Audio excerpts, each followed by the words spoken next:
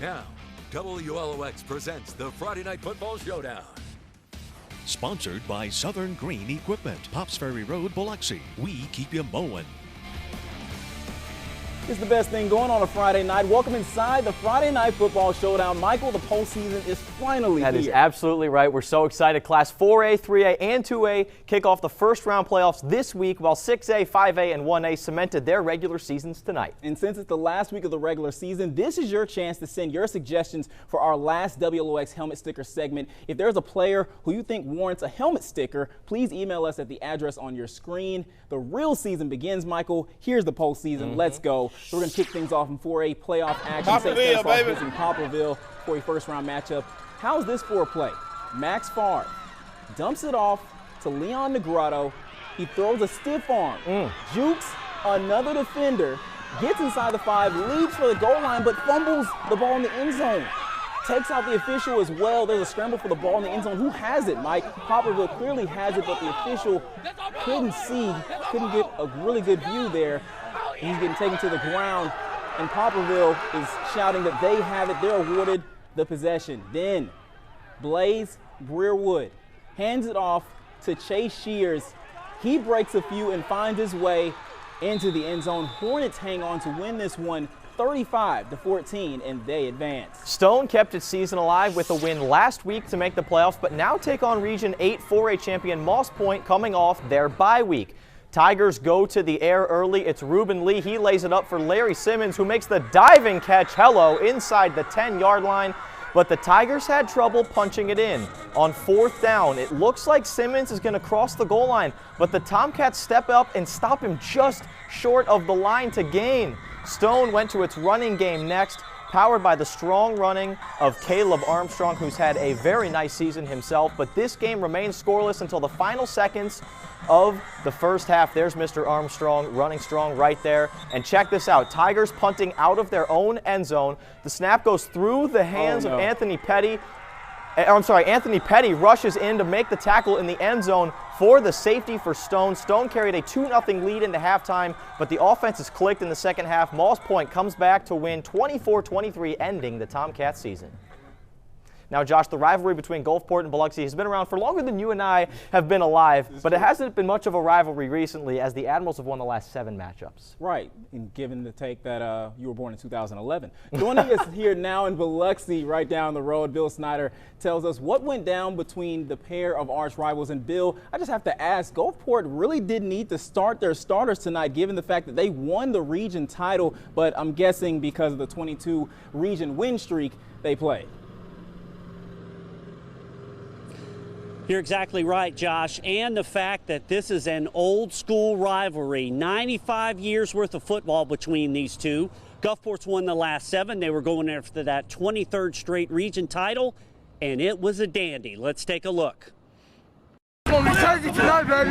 It's gonna be crazy tonight, baby. Would it get cray-cray between Gulfport and Biloxi in their 95th meeting? Well, in the first quarter, Biloxi's first play from scrimmage got crazy, as in KK Kendrick. KK says bye-bye. 71 yards to the house, 6-0 Tribe, just like that. But Gulfport answered with a wave of 17 unanswered points. They got a field goal, then Biloxi's Chad O'Neal fumbles, and it's cookies for Jamison Lindsay. 50 yards, scoop and score, and it's 10-6 Admirals. Then another Biloxi turnover, another Admiral recovery, and another Gulfport score. This one, a 6-yard touchdown pass. Cole Crosby to Deshaun Shields, and it's 17-6 Admirals. Let's move to the second quarter now. KK Kendrick already became Biloxi's first 1,000-yard back since 2011, and he jumped and scampered and got another TD to cut the lead to 17-12.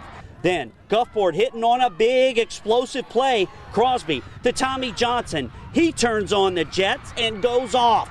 63 yards to the 1. Tyron Gable cleaned it up with a touchdown. It's 24-12 Gulfport.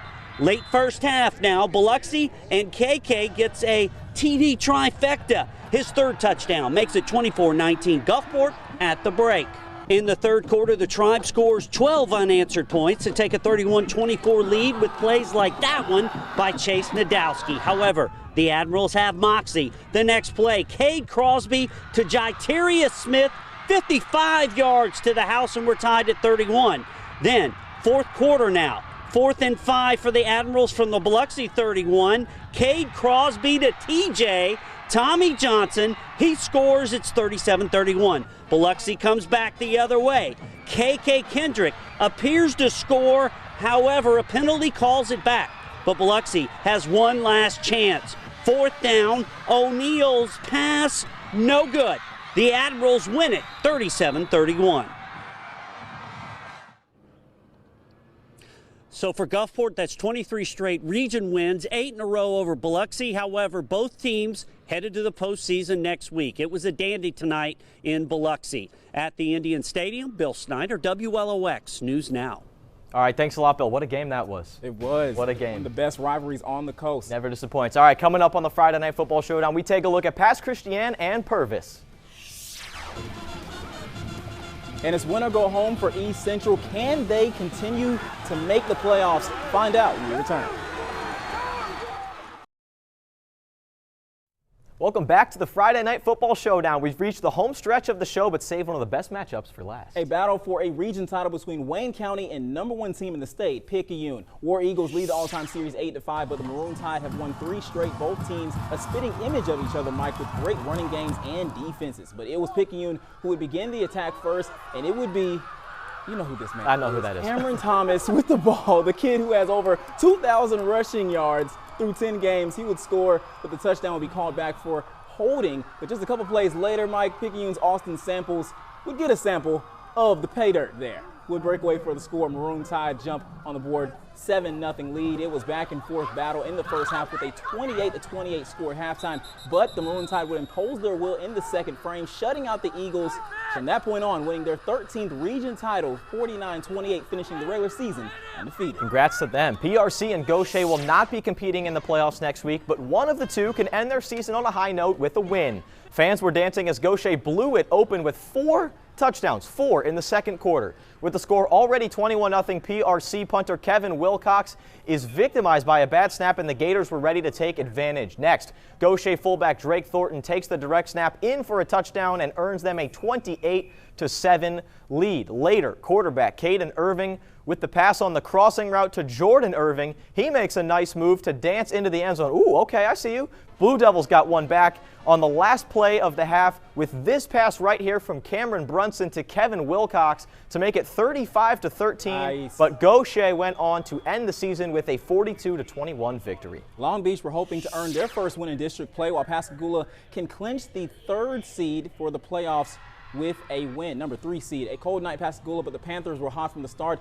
Jaheim Addison returns the opening kickoff 45 yards to set the pace on this one. Later on the drive, running back Jaquan Walker rips off this 32-yard touchdown, makes a man miss, and he just walks into the end zone. 6-0 lead. Houston Johnson adds a 2-point conversion to make it 8-0. Long Beach going for it on 4th down, and Johnny Pham gets stuffed by Reginald Barnes. And that's the way it went for the rest of the night as Pascagoula went on to win a 51-8 blowout victory. Let's look at some scores here. Hancock and West Harrison. Hancock ends the season off with a victory, and as you just saw, Pascagoula wins a blowout over Long Beach. Couple 50 burgers tonight. Purvis fell to pass, as you saw earlier, 35-20.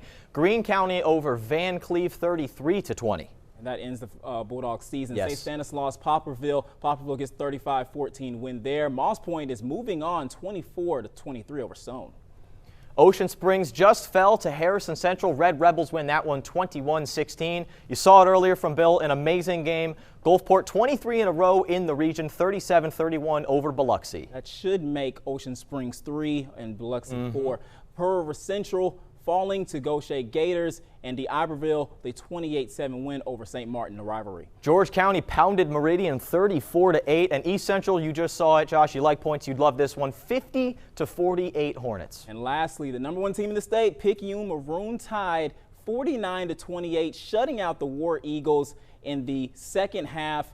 They end the season 10-0 in the regular season and give Dodley in his farewell tour his another region title to his resume. Oh amazing, my gosh. Absolutely amazing. As a reminder, once again, we're gonna end the night with Helmet stickers. This is your last time to submit your submissions for our last WLX helmet sticker segment. If there's a player who you think warrants a helmet sticker, please email us or tweet at me and Michael at our Twitter handles there on your screen. Thank you so much for joining us. Have a good night. We'll see you tomorrow for Good Morning Mississippi.